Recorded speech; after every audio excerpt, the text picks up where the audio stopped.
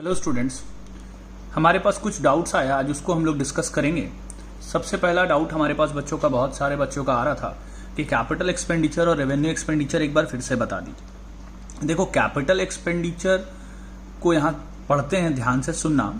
लिखता है any expenditure which is incurred in acquiring और increasing the value of a fix asset is termed as capital expenditure. मतलब क्या है कि अगर हम लोग कोई फिक्स एसेट्स खरीदते हैं या उसको बढ़ाते हैं, बढ़ाने का मतलब अभी बता रहे हैं, जैसे एग्जांपल लो, हम लोग कोई लैंड खरीदें, कोई बिल्डिंग खरीदें, तो ये कैपिटल एक्सपेंडिचर है।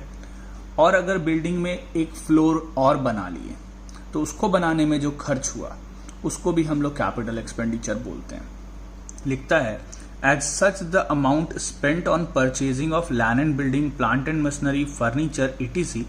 is capital expenditure. Such expenditure yields benefit over a long period and hence is written in assets. यानी कोई भी फिक्स एसेट्स खरीदते हैं तो उसको हम लोग लंबे समय तक यूज करते हैं। कोई बिल्डिंग खरीदते हैं तो उसको बहुत दिन तक यूज करते हैं।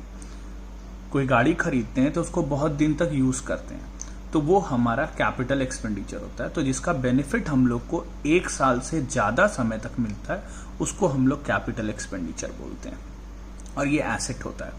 यहाँ देखो लिखता क्या है, expenditure which results in acquisition of a fix assets such as land, building, plant, motor vehicle, ठीक है, trademarks, ETC, such assets would be used in the business for a number of years. ठीक है, ये बहुत ज्यादा साल तक use होता है, एक साल से ज्यादा समय तक जो यूज होता है उसको कैपिटल एक्सपेंडिचर बोलते हैं। इसका बेनिफिट हम लोग को लंबे समय तक मिलता है। फिर लिखता है expenditure in connection with the purchase और erection of a fix assets. Purchase करना या इरेक्शन मतलब उसको फिक्स एसेट्स, जैसे मान लो कोई मशीन खरीदे और मशीन खरीद के लाने में जो खर्च लगा या उसको फिट करने में खर्च लगा, तो वो सब कैपिटल एक्सपेंडिचर होता है। जैसे एग्जाम्पल लो कि आप कोई एसी खरीदे, तो एसी खुद से लाकर घर में फिट नहीं कर लेते हैं। तो मान लो 40,000 का एसी खरीदें और जो फिट करने के लिए इंस्टॉलर आया वो भी आपसे 1,000 रुपया ले लिया, तो अब वो एसी आपका हो गया 41,000 का।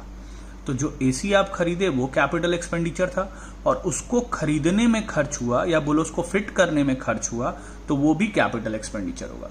एसी को खरीद के लाने में जो भाड़ा लगा, मान लो 100 रुपया घर तक पहुंचाने में लगा, तो वो 100 रुपया भी कैपिटल एक्सपेंडिचर होगा।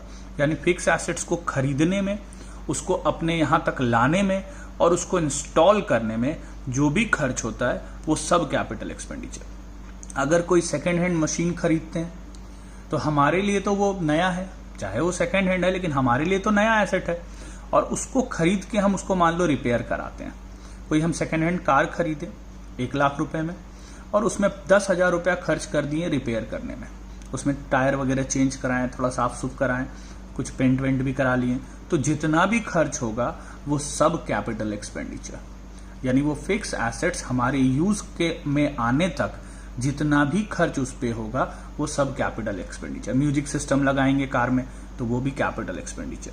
जब तक वो यूज में नहीं आया उस समय तक जो भी खर्च हुआ, एसी खरीदें, एसी खरीद के लाने में भाड़ा लगा और फिर उसको इंस्टॉल कराएं और उसमें जितना खर्च हुआ वो सब कैपिटल एक्सपेंडिचर कहलाता है। ठीक है, लाने में, लगाने में, फिट करने में, इरेक्शन बोलते हैं उसको, इंस्टॉलेशन, उसमें जो भी खर्च होगा सब कैपिटल एक्सपेंडिचर। एक सेकेंड हैंड बाइक खरीदें और फिर उसको रिपेयर कराएं, ठीक है, तो वो भी कैपिटल एक्सपेंडिचर। रिपेयरिंग का खर्चा भी उस दिन जो लगा at the time of purchase वो भी कैपिटल एक्सपेंडिचर कहलाता है। लेकिन हाँ, एक बार वो रिपेयर होके हमारे यूज के लायक हो गया, उसके बाद फिर साल भर बाद फिर रिपेयर कराएं तो वो कैपिटल एक्सपेंडिचर नहीं होगा, वो रेवेन्यू एक्सपेंडिचर है, क्योंकि वो आपका डे टू डे खर्च है। अगर आपके पास फिक्स एसेट्स है, कार है, बिल्डिंग है, मशीन है, तो ये सब में आपको रिपेयर तो कराना ही होगा। बिल्डिंग में भी वाइट वॉशिंग कराना पड़ेगा, कार में भी आपको हर थोड़े दिन में रिपेयर, सर्विसिंग बोल लो, कराना पड़ेगा। तो उसमें जो खर्च होता है वो डे टू डे नेचर का एक्सपेंस है, वो रेवेन्यू एक्सपेंडिचर होता है। तो जो डे टू डे नेचर का एक्सपेंस है वो रेवेन्यू एक्सपेंडिचर। खरीदने के टाइम जो खर्च करते हैं वो तो एक ही बार होता है ना, वो कैपिटल एक्सपेंडिचर। तो खरीदने में जो खर्च लगा और उसी समय जो और खर्च लगा रिपेयर वगैरह में या कुछ भी, तो वो कैपिटल एक्सपेंडिचर। जैसे मान लो एक घर बनाए, अब जब घर बनाए तो उसमें फर्स्ट टाइम जो व्हाइट वॉशिंग होगा वो कैपिटल एक्सपेंडिचर, ठीक है। लेकिन फिर हर साल व्हाइट वॉशिंग करा रहे हैं तो वो आपका डे टू डे एक्सपेंस है, वो रेवेन्यू एक्सपेंडिचर, ठीक है। जैसे मान लो नया बिल्डिंग बनाए और उसमें इलेक्ट्रिकल वायरिंग कराएं, तो इलेक्ट्रिकल वायरिंग का जो खर्चा होगा वो उस बिल्डिंग के कॉस्ट में ऐड हो जाता है।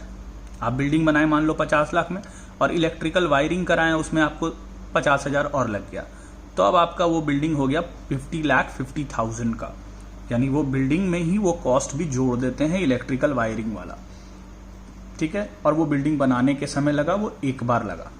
फिर हर साल मान लो कभी बल्ब फ्यूज होगा, कभी पंखा खराब होगा, कुछ ना कुछ होते रहेगा, और वो सब भी बल्ब चेंज कर रहे हैं, तो वो कैपिटल एक्सपेंडिचर नहीं है, वो डे टू डे एक्सपेंसेस है, वो रेवेन्यू एक्सपेंडिचर है। देखो रेवेन्यू एक्सपेंडिचर लिखता है any expenditure the benefit of which is received during the current year itself it is termed as revenue expenditure. यानी रेवेन्यू एक्सपेंडिचर का बेनिफिट हम लोग को within an accounting year मिल जाता है। आप किसी स्टाफ को सैलरी दिए तो उससे आप एक महीने में काम ले लेते हैं, आप अपना रेंट दिए, इलेक्ट्रिसिटी दिए, तो ये सब का बेनिफिट हम लोग with in an accounting year ले लेते हैं, तो ये सब रेवेन्यू एक्सपेंडिचर होता है, ठीक है। जो day to day running of business में हम लोग को काम आता है वो सब रेवेन्यू एक्सपेंडिचर होता है, चाहे वो मैन्युफैक्चर करने में हो, चाहे वो ऑफिस एक्सपेंस हो, सेलिंग एक्सपेंस हो, एडवर्टीजमेंट का खर्च होता है वो भी रेवेन्यू एक्सपेंडिचर होता है, ठीक है। अपने स्टाफ को सैलरी देते हैं, रेवेन्यू एक्सपेंडिचर होता है, इलेक्ट्रिसिटी देते हैं, रेवेन्यू एक्सपेंडिचर होता है, ठीक है। तो ये सब रेवेन्यू एक्सपेंडिचर है। कैपिटल एक्सपेंडिचर बार बार नहीं होता, रेवेन्यू एक्सपेंडिचर बार बार होता है। कैपिटल एक्सपेंडिचर का बेनिफिट हम लोग को बहुत सारे साल तक मिलता है, रेवेन्यू एक्सपेंडिचर का benefit with in an accounting year हम लोग को मिल जाता है। रेवेन्यू एक्सपेंडिचर को हम लोग एक्सपेंसेस बोलते हैं, खर्च बोलते हैं, और कैपिटल एक्सपेंडिचर फिक्स एसेट्स होता है, उसको हम लोग फिक्स एसेट्स बोलते हैं। लैंड खरीदे तो वो फिक्स एसेट्स है, बिल्डिंग खरीदे वो फिक्स एसेट्स है, ठीक है। और सैलरी दिए, रेंट दिए, ये सब खर्च है, ठीक है। और इसको हर साल हम लोग अपने trading and profit and loss account में डाल के क्लोज कर देते हैं, वो खत्म हो जाता है। क्योंकि प्रॉफिट अगर जानना है तो हम लोग को रेवेन्यू एक्सपेंडिचर सारा खर्च जो है माइनस करना पड़ता है अपने इनकम में से, तब जाकर हम लोग प्रॉफिट जान पाते हैं।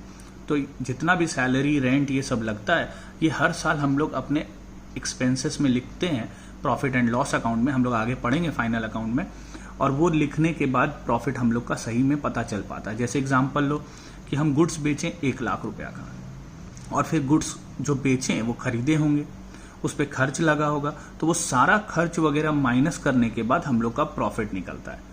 तो इसलिए प्रॉफिट निकालने में हम लोग सारा खर्च माइनस करते हैं, जिसको बोलते हैं रेवेन्यू एक्सपेंडिचर्स माइनस कर देते हैं, ठीक है। और वो क्लोज हो जाता है। फिक्स एसेट्स माइनस नहीं करते हैं।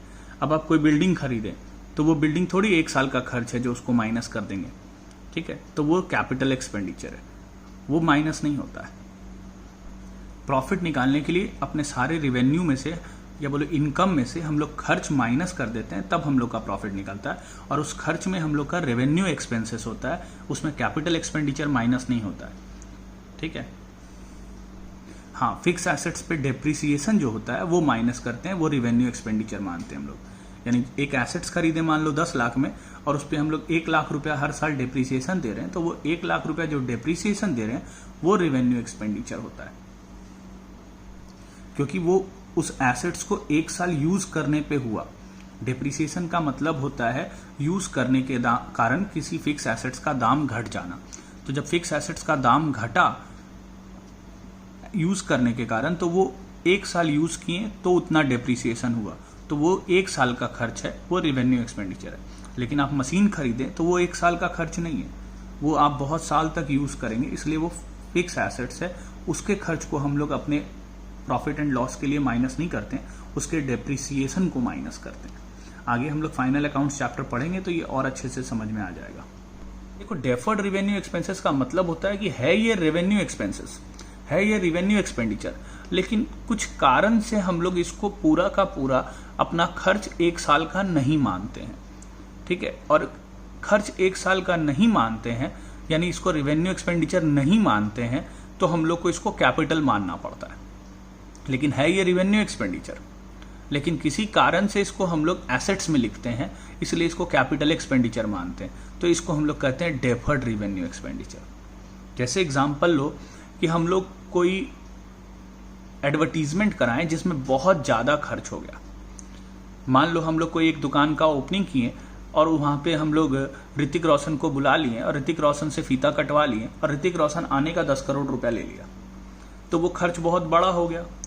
अब वो जो खर्च हुआ एडवर्टीजमेंट का, ऋतिक रोशन को बुला के हम रिबन कटवाएं, तो वो जो एडवर्टीजमेंट का खर्च हुआ वो हमारा 1 साल का खर्च नहीं है, ठीक है, क्योंकि ऋतिक रोशन को बुलाने से बहुत ज़्यादा खर्च हो गया एडवर्टीजमेंट में, तो उसको हम लोग अगर एक बार में अपने खर्च में लिख देंगे, अपने प्रॉफिट एंड लॉस जब निकालेंगे साल भर का, उसमें अगर हम उसको माइनस करेंगे तो पहला ही साल हम लोग का लॉस आने लग जाएगा।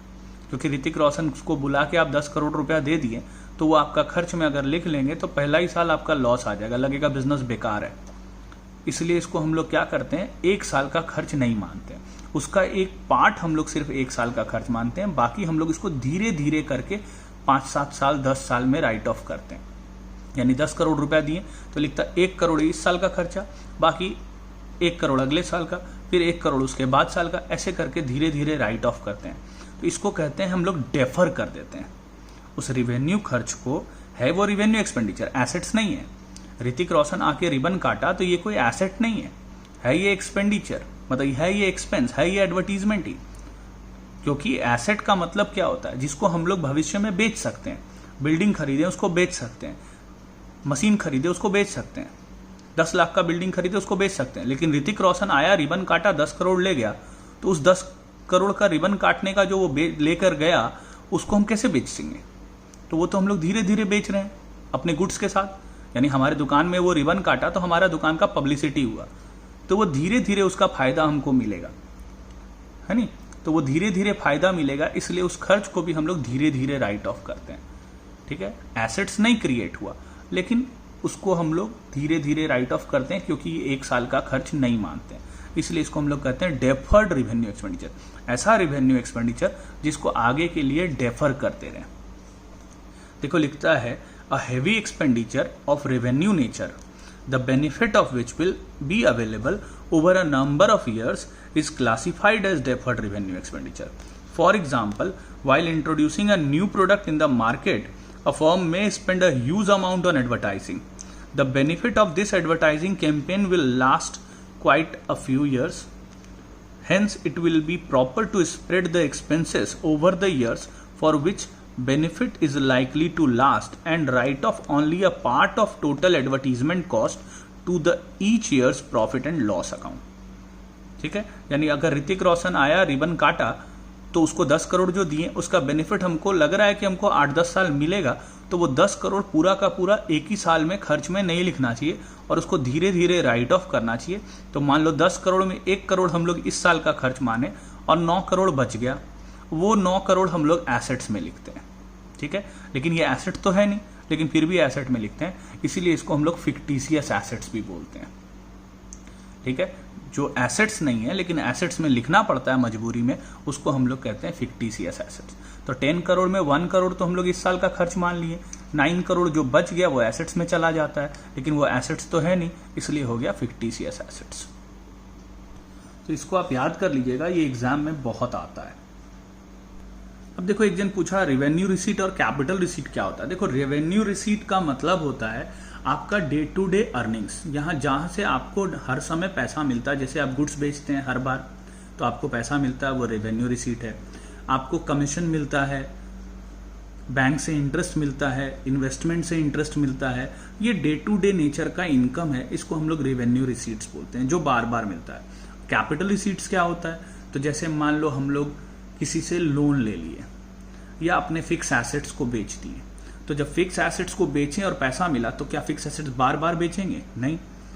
तो वो जो पैसा मिला फिक्स एसेट्स बेच के, वो है कैपिटल रिसीट। हम लोग लोन ले लिए बैंक से, वो है कैपिटल रिसीट। लेकिन गुड्स तो हम लोग बार बार बेचेंगे, तो गुड्स बेचने से जो पैसा मिला या सर्विसेज देने से जो पैसा मिला, हम आपको पढ़ा रहे हैं और आपसे फीस हर महीने ले रहे हैं, वो है रेवेन्यू रिसीट, ठीक है। लेकिन हम अपना मोबाइल बेच दिए और उससे पैसा मिला, तो वो है कैपिटल रिसीट।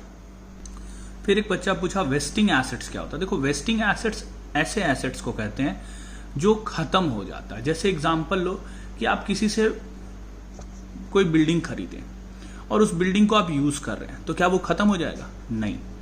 लेकिन आप किसी से लीज पे कोई माइंस ले लिए, तो माइंस जब हम लोग लेते हैं तो उसमें क्या होता है, एक certain amount of mineral deposits होता है और वो आप मिनरल को एक्सट्रैक्ट करते हैं। जैसे मान लो आप एक कोयला का खान ले लिए, तो उस कोयले के खान से आप कोयला निकालेंगे और जैसे जैसे कोयला निकलते जाएगा वो एसेट खत्म होते जाएगा और एक दिन ऐसा आएगा कि वहां से सारा कोयला निकल जाएगा, तो वो एसेट कहलाता है वेस्टिंग एसेट्स, क्योंकि जिस दिन वहां से कोयला सारा निकल गया वो एसेट्स का वैल्यू 0 हो जाता है, उसको हम लोग कहते हैं वेस्टिंग एसेट्स। देखो लिखता है wasting assets are those assets which are consumed through being worked or used such as mines. As soon as all the minerals have been extracted, the mines become valueless.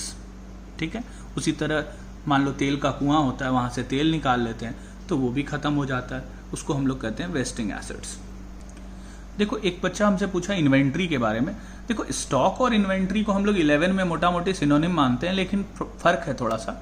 Stock in trade का मतलब होता है कि हम लोग मान लो goods खरीदते हैं बेचने के लिए। मेरा कपड़े का बिजनेस है तो हम कपड़ा खरीद कर बेचते हैं, तो हम जो कपड़ा खरीदे वो सारा का सारा तो बिक नहीं जाता है, कुछ बच जाता है, तो जो बच जाता है उसको हम लोग कहते हैं स्टॉक इन ट्रेड। उतना स्टॉक हमारा बचा हुआ है, ठीक है। और जो साल के अंत में बचता है उसको हम लोग कहते हैं क्लोजिंग स्टॉक, और वही अगले साल के स्टार्टिंग में हो जाता है ओपनिंग स्टॉक। तो अब इन्वेंट्री क्या होता है, तो इन्वेंट्री हम लोग मैन्युफैक्चरर के लिए यूज करते हैं।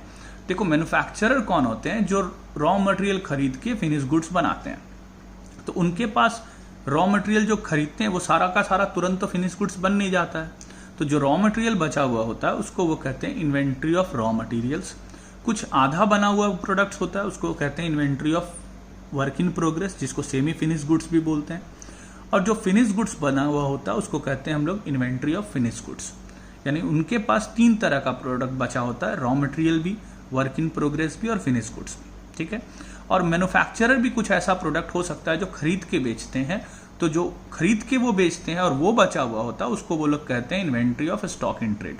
यानी एक मैन्युफैक्चरर के लिए 4 तरह का इन्वेंट्री हो सकता है, inventory of raw material, inventory of work in progress, inventory of finish goods और inventory of stock in trade. लेकिन जो ट्रेडर होते हैं, जो गुड्स खरीद कर बेचते हैं, उनके लिए inventory of stock in trade होता है, उनके यहाँ रॉ मटेरियल और वर्क इन प्रोग्रेस ये सब नहीं होता है, ठीक है। तो आप इसको देख लेना अच्छे से। देखो फिर एक बच्चे ने पूछा कि टर्नओवर क्या होता है, तो टर्नओवर कुछ नहीं है, हम लोग जो सेल करते हैं, तो पूरे साल में जो हम लोग गुड्स बेचें, पूरे 1 साल में जितने का गुड्स बेचते हैं उसको हम लोग टर्नओवर कहते हैं। यानी अगर कोई बिजनेसमैन बताता है कि मेरा 1 करोड़ का टर्नओवर है, इसका मतलब पूरे साल भर में उसने 1 करोड़ का गुड्स बेचा है, उसको टर्नओवर कहते हैं, ठीक है। फिर एक वर्ड एक जन ने पूछा रिबेट। देखो रिबेट क्या है, it is a reduction in the value of goods sold allowed by the seller after goods have been sold. It is allowed by the seller for the reason other than for which trade discount and cash discounts are allowed. For example, rebate may be allowed because of poor quality of goods sold or goods being not as per specification. देखो इसको समझो, trade discount और cash discount से ये थोड़ा different होता है। Trade discount और कैश डिस्काउंट तो हम लोग पढ़े। ट्रेड डिस्काउंट होता है जो गुड्स को बेचने के लिए हम लोग अपना सेल को इनहांस करने के लिए डिस्काउंट देते हैं, वो होता है ट्रेड डिस्काउंट, ठीक है। जैसे आप देखते होंगे कहीं कहीं पे बोर्ड लगा रहता है, वुडलैंड के शोरूम में 90% टाइम लगा रहता है 50% डिस्काउंट, ठीक है। तो वो है ट्रेड डिस्काउंट, वो अपने सेल को इनहांस करने के लिए, पब्लिक को, कस्टमर को आकर्षित करने के लिए लिखता है, तो वो ट्रेड डिस्काउंट देता है। कैश डिस्काउंट होता है कि कैश टाइमली मिल जाए, इसलिए हम लोग कस्टमर को डिस्काउंट देते हैं कि आप मुझे समय पे पैसा देंगे, इतने दिन के अंदर पैसा देंगे तो आपको कैश डिस्काउंट देंगे। और रिबेट का कुछ और कारण है। रिबेट क्या होता है, जैसे मान लो आपसे हम गुड्स मंगाएं, आप हमको गुड्स भेज दिए, फिर हम आपको बोले भाई गुड्स अच्छा नहीं है, तो आप बोले ठीक है आप 10% कम दे देना, 20% कम दे देना, ये हो गया रिबेट, ठीक है। ये ना ट्रेड डिस्काउंट है ना कैश डिस्काउंट है, ये किसी और कारण से, यानी आप जो गुड्स बेचें वो अच्छी क्वालिटी का नहीं है या एज पर स्पेसिफिकेशन नहीं है, तो आप देखते हैं कि मेरे से वापस लेने से अच्छा है कि कुछ डिस्काउंट दे देते हैं, उसको हम लोग यहाँ रिबेट बोलते हैं। फिर देखो एक बच्चे ने पूछा क्लासिफिकेशन ऑफ लाइबिलिटीज बताइएगा, ठीक है। तो आप ये स्क्रीनशॉट इसका ले लो, तो आपको ये हो सकता है बुक में नहीं मिले। तो क्लासिफिकेशन ऑफ लाइबिलिटीज में देखो सबसे पहला होता है करंट, नॉन करंट लाइबिलिटी, जिसको हम लोग लॉन्ग टर्म लाइबिलिटी कहते हैं।